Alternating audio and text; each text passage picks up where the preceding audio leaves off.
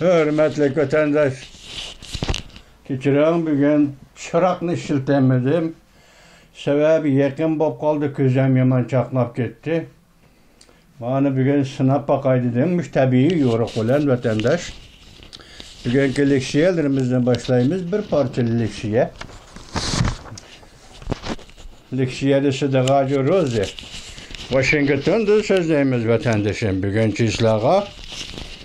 2023 yıl 2023 yıl 6. ayının 25. günü vatandaş. Bugünkü mavzumunda mesela Azər Rusiyyada Wagner Groyi. Mesela Wagner Groyi degende bunun başlığı Yevgeni Prigojin.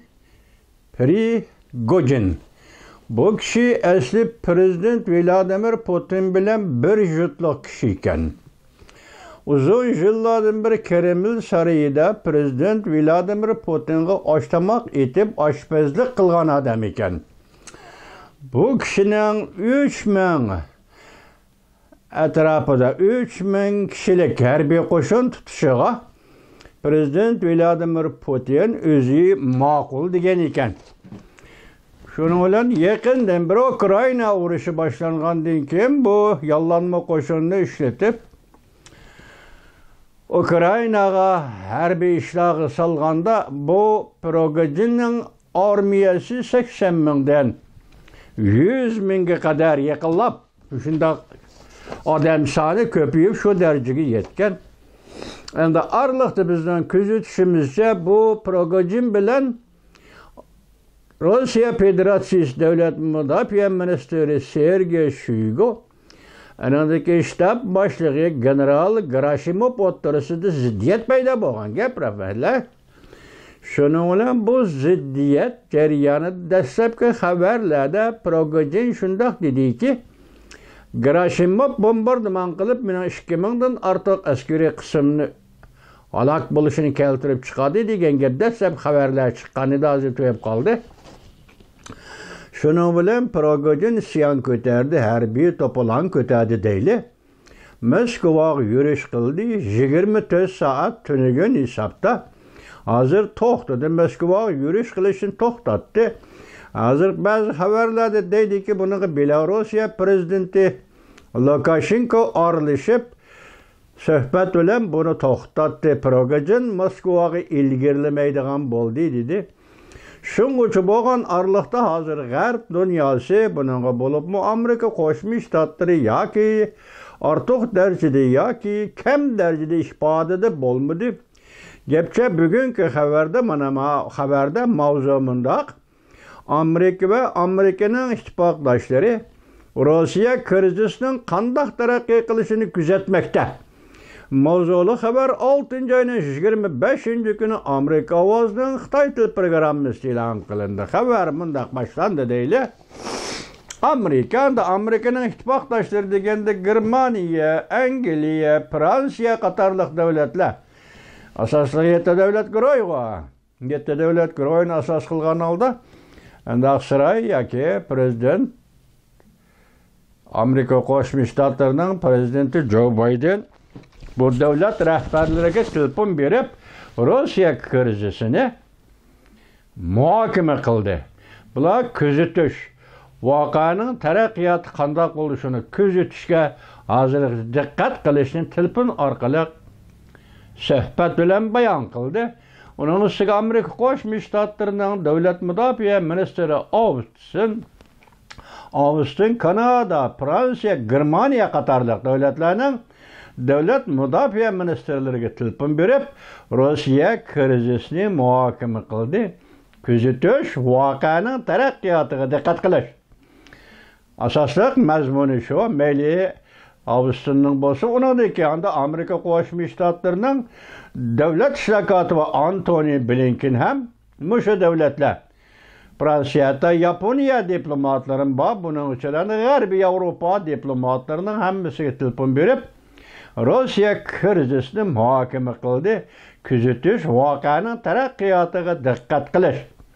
Bu yerda hozir buningga yaxshi bo'ldi degan gapmi yo'q?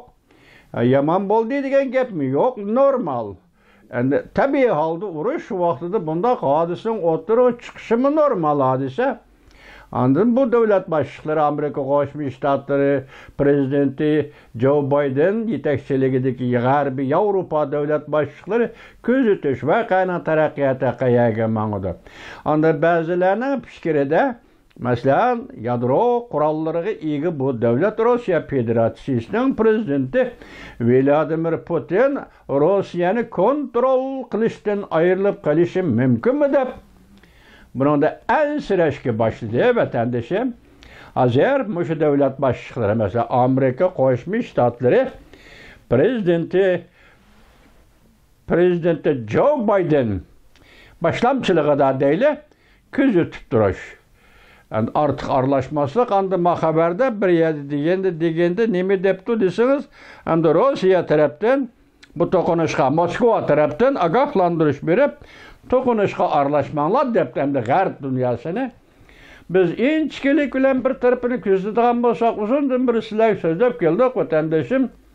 Dastlabki Sovetlar yemirilib 16-15 davlatga parchalangan shu mezgillarda ya'ni shu Amerika boshchiligidagi g'arb dunyosining qiladigan birdan bir ishi tinch yo'l bilan Rossiya ishga urush kirib ketishdan saqlanish bu birinchi boshdan boshqa birinchi siyosat bo'lib shunaqa muomala qilib keldi.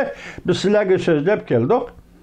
Masalan shu vaqtdagi prezident hozir marhum George H.W. Bush Moskvaga yakiliki 1991-yili 8-oyning 18-kunidagi o'zgarish, siyosiy o'zgarish tufayli Rossiyaning shu vaqtdagi krizisiga ifoda bildirgandimi, Rossiya asosan qonunliq davlat. Gorbachev efendi asosan qonunliq davlatning prezidenti. Biz shu prezidentni tanıymiz. Biz asosan qonun bilan munosabatli holda prezidentning Gorbachevning Rossiyaga davomli rahbarlik qilishini qo'llaymiz dedi. Şu vaqtki ciddi paytda Amerika Qo'shma Shtatlari Rossiyaning ishga urushga kirib ketishining oldini oldi, saqlab qoldi. Shuning bilan Rossiya hamma ishni tinch yo'l bilan oxirlashtirdi deb sizlarga leksiya so'zlab keldik. Bugun qarasak Oqsaroyning plani, Oqsaroyning pozitsiyasi ham o'xshashlar.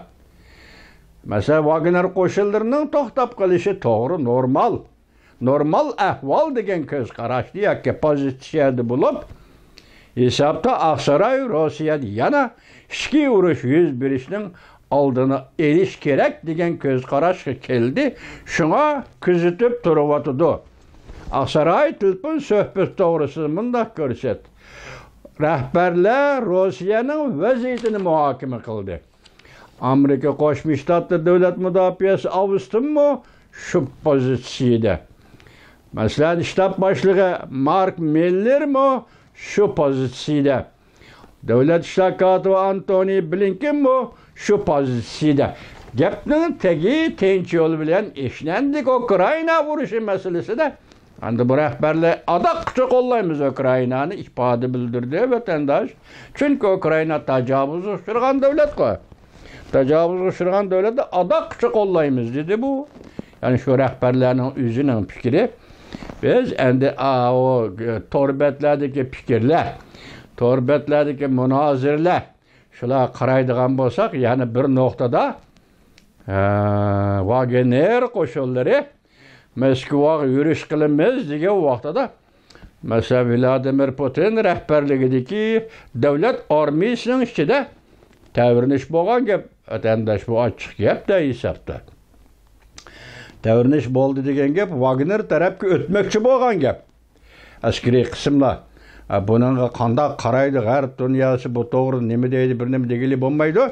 Lekin hozirgi umumiy yuzlanishdan shuning diqqat qilingki vatandoshim, Amerika Qo'shma Shtatlari boshchiligida Rossiyaning ishki urush yoki ishki qalaymiqonchiligi shunda kirib ketishining oldini olish tin iboratmi shunday pozitsiyada g'arbdagi davlatlar masalan Kanada, Fransiya, Germaniya, Angliya, anadagi Yaponiyaga munosabat qilgan g'arbdagi davlat diplomatlari o'zaro birlashib 24 saat içinde Wagner qo'shinlarining o'z joyi to'xtab qolganligini qayd qilishdi. Vaziyat mana shunday, hurmatli vatandoshlar.